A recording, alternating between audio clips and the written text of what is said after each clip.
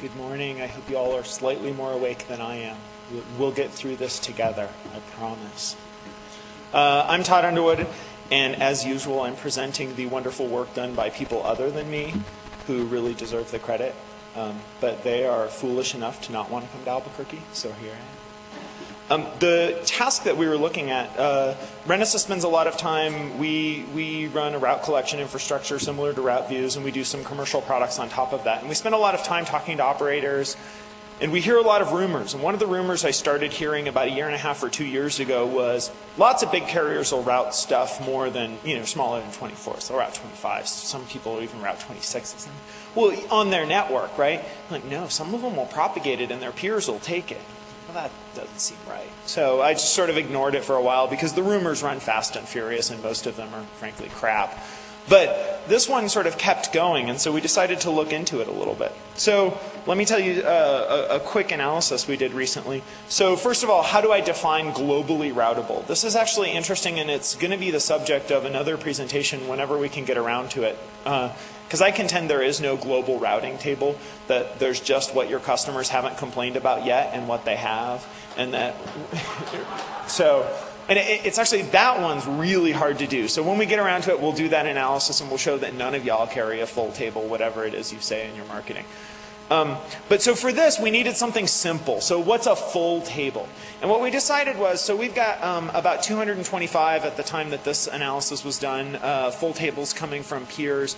So we said, how about 50? How about if 50 unique ASs have this of our peering set? Let's call that globally routable. Just because it's a nice, you can threshold it and you can say, okay, we don't have to worry about covering more specifics and, path stuff. And does this less specific really cover this more? We're just 50. That prefix, just 50. Very simple. And you can see a curve here. Can you see? Yeah, you can see the curve there. It's kind of pink. Pink's nice. It's Breast Cancer Awareness Month, so it's pink. See? So pink is nice, and you can see there's sort of, the number of prefixes that any one of my peers agrees upon is well over 300,000. That means the union of unique prefixes that I see from my peers is well over 300,000. But as soon as you start thresholding it, right about 5, it just flattens out. And it's really, so 50 is very generous. It's sort of the midpoint of this asymptotic curve. So you said, okay, let's look at the large prefixes that are seen by our peering sessions. There's an interesting anomaly here. So first of all, sort of, /9 through /11, everybody sees the same ones. There's really not that many. Either you have them or you don't, and people do. And then it sort of tapers off, but you can see sort of from 99.3 here, all the way down to 96.1. There's still broad-based agreement. People basically carry the same prefixes. What's that? 73.1% in the /8s. That's kind of wacky, right? There are a total of 26 of them routed, but only 19 of those are carried by more than 50 of my peers. So which ones aren't globally routed? Well, 6/8 and 63 through 68/8 and 13/8 and 24/8 are the ones that some people carry, but almost none of you, thankfully, do, because those are actually not being announced by the people who own them. They're being announced by 2706 Pacific Internet in Singapore. And there's only 3 Renesy peers, all of them small networks. We will not shame them here in public because I don't like to shame my peers. I rather sort of work with them privately to correct these things.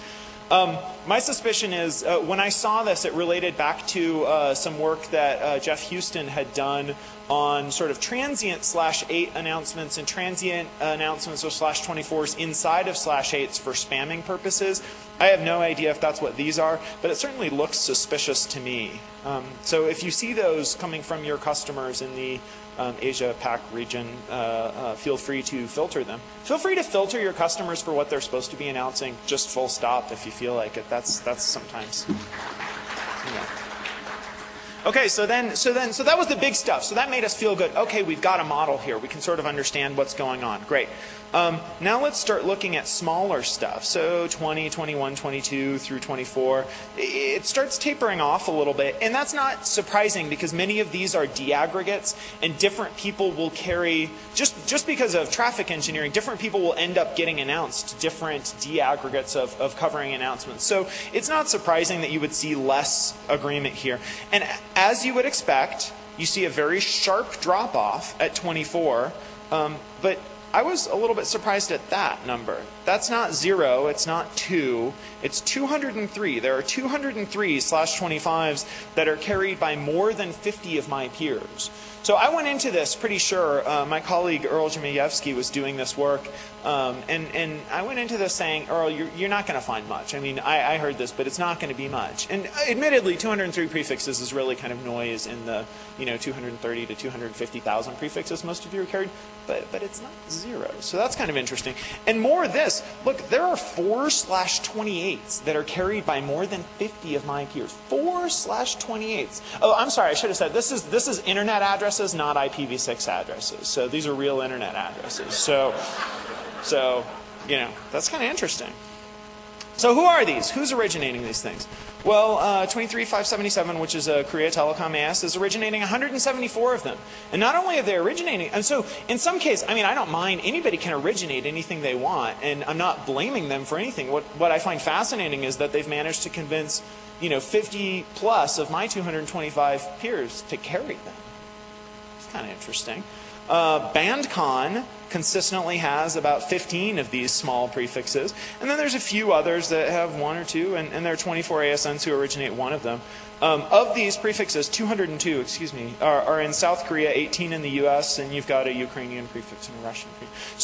So the routing of these prefixes seems to be almost entirely about Korea, which was another sort of interesting finding. Provider policies, if you just sort of poll the crowd here and you say, what will your provider carry? What does your network carry?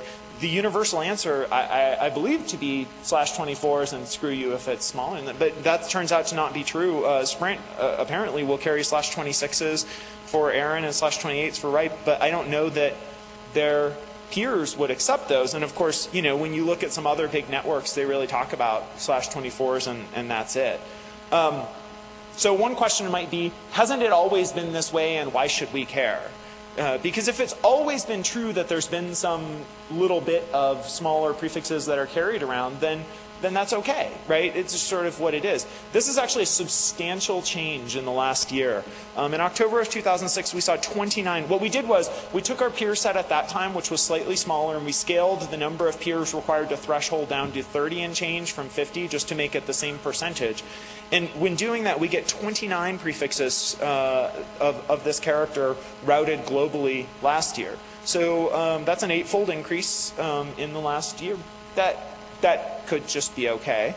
But here's one of the concerns, and this is the question. So we definitely see more prefixes routed of this character than previously were. Most are from a single provider in South Korea, so we could presumably figure out why they're announcing them and why people feel interested in carrying them. It could just be that the aggregates carry so much traffic that people really want the deaggregates because it helps for traffic engineering on peering interfaces. Filtering out small n /24s isn't really going to save you very much now because there aren't very many, but there's a relevant question. One of the concerns that you'll see underlying a number of the presentations here at Nanog this time is routing table growth. The growth of the total number of routes carried and the rate of change of those routes, so the churn in those. All of the assumptions about routing table growth include some notion that we won't route things smaller than 24s.